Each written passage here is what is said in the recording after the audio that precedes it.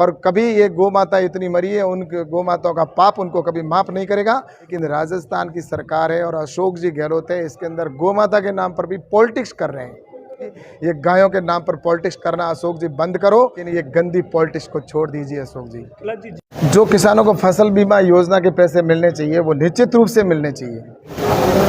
प्रधानमंत्री आदरणीय नरेंद्र मोदी जी के 20 साल के ऊपर पूरे देश भर के अंदर मोदी 20 के तौर पर कार्यक्रम किए जा रहे हैं। उसी के निमित्त आज प्रबुद्ध नागरिक सम्मेलन का कार्यक्रम था, जिसमें प्रधानमंत्री आदरणीय नरेंद्र मोदी जी ने जो 20 साल में काम किए और उनकी जो सोच है उनके विषय को ऊपर रखा गया।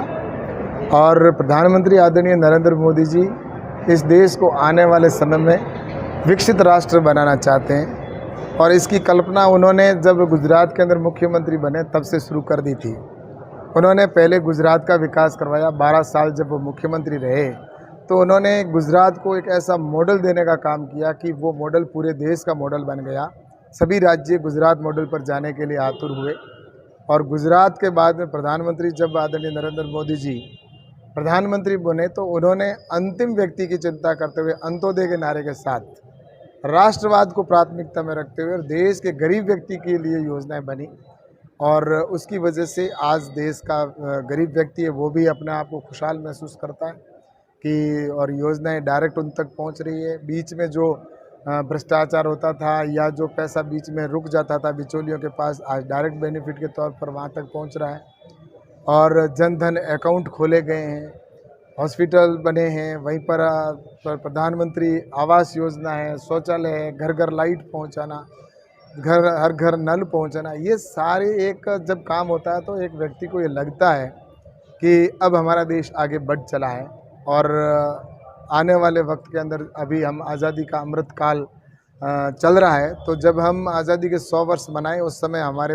देश को कोई विकासशील या गरीब देश नहीं के वो विकसित देश बनेगा और इसी कल्पना के साथ प्रधानमंत्री जी की योजनाएं देश के अंदर लागू की गई है और की जा रही है।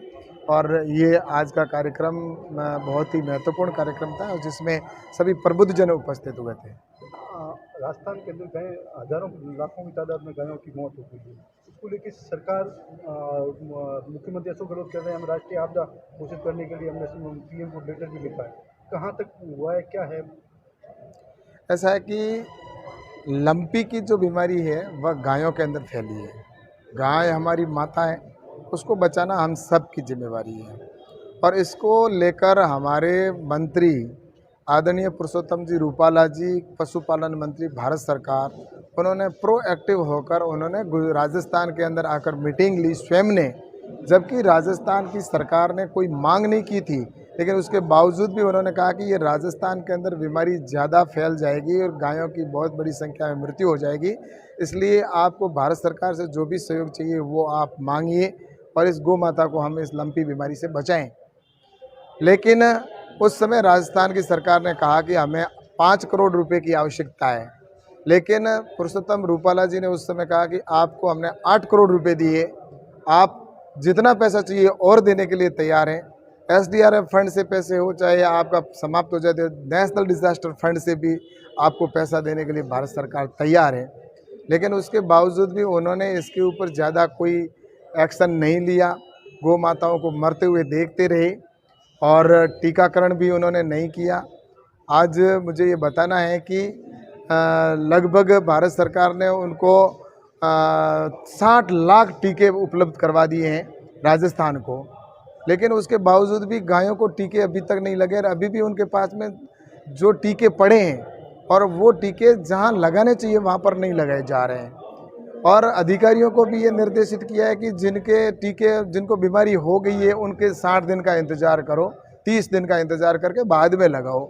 तो जो गायें स्वस्थ हैं उनको ये लगाया जा सकता है और जो गायें बीमार हो गई और उसके 30 दिन अगर हो चुके तो उनको लगाया जा सकता है।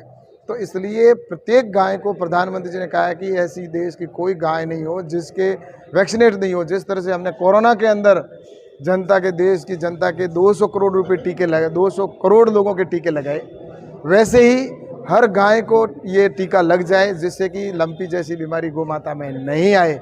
इसको लेकर भारत सरकार प्रयासरत है। लेकिन राजस्थान की सरकार है और अशोक जी गहलोत है, इसके अंदर गौ माता के नाम पर भी पॉलिटिक्स कर रहे हैं और हर किसी भी मुद्दे को केंद्र के ऊपर थोपना चाहते हैं। कोरोना आया तो भी केंद्र, लॉकडाउन लगा तो भी केंद्र, और अगर रेमडेसिविर इंजेक्शन की बात आई तो भी केंद्र, ऑक्सीजन की कमी आई तो भी केंद्र, और कोई भी बात होती है तो उसके ऊपर उनको केंद्र दिखता है। और आज भी गाय के नाम पर भी केंद्र ही के ऊपर वो थोपना चाहते हैं। लेकिन भारत सरकार पूर्ण रूप से तैयार है।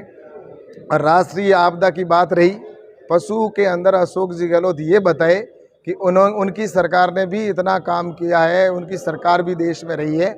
आज दिन तक उन्होंने किसी भी पशु की बीमारी पे क्या राष्ट्रीय आपदा घोषित किया है?